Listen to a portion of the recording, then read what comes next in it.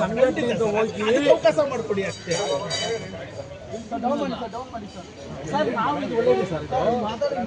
Public nuisance ಇಲ್ವೇ ಇಲ್ಲ sir, ಹೋಗ್ತಾ ಇಲ್ಲ. ಇಲ್ಲಿ ಜಾರಕಿಹೊಳಿ ಸಾಹೇಬ್ರ ಮನೆ ಒಳಗೆ ನ್ಯಾಯ ಇಲ್ಲ, ಬೇಕೇ ಬೇಕು, ದಲಿತ ಮುಖ್ಯಮಂತ್ರಿ ಬೇಕು.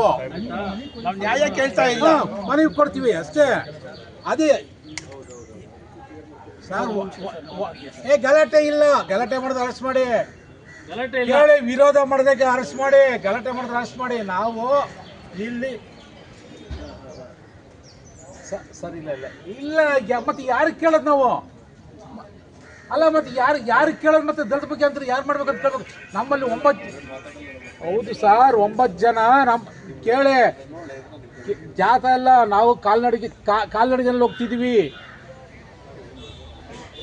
ಸ್ಟ್ರೈಕ್ ಅಲ್ಲ ಅದು, ನೋನು ಸ್ಟ್ರೈಕ್ ಅಂದ್ರೆ ವಿರುದ್ಧವಾಗಿ ಹೋಗೋಂಥದ್ದು, ವಿರುದ್ಧವಾಗಿ ಹೋಗೋಂಥ ಸ್ಟ್ರೈಕು.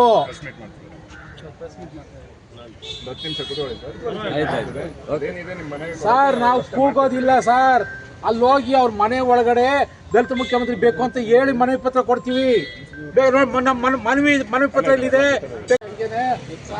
ಸಾಹೇಬ್ರನ್ನ ಹೊಡೆದಾಗ ದಾರಿಲೆ ಮೀಟ್ ಮಾಡೋದು, ಅವರು ಈ ರಾಜ್ಯದ ಮುಖ್ಯಮಂತ್ರಿಗಳು ಎಲ್ಲಾರು ಮೀಟ್ ಮಾಡೋ ಅಷ್ಟು ಟೈಮ್ ಇರಲ್ಲ ಅವರಿಗೆ. ಹಂಗಾಗಿ ನಾವು ಅವ್ರು ಒಳ್ಳೆ ಟೈಮ್ಗೆ ಹೊರಗಡೆ ಇರ್ತೀವಿ, ಅವ್ರು ಬರ್ತಾರೆ, ಕೊಡ್ತೀವಿ ಅಷ್ಟೇ, ಮಾತಾಡ್ತೀವಿ. ವಿಧಾನಸೌಧ ಮುಂದೆನೂ ಅದೇ ಥರ ಮಾಡೋದು ನಾವು, ಕಲಾಕ್ಷೇತ್ರದಲ್ಲಿ ಹೋದ್ರು ಅಲ್ಲೂ ಅದೇ ಮಾಡೋದು ನಾವು.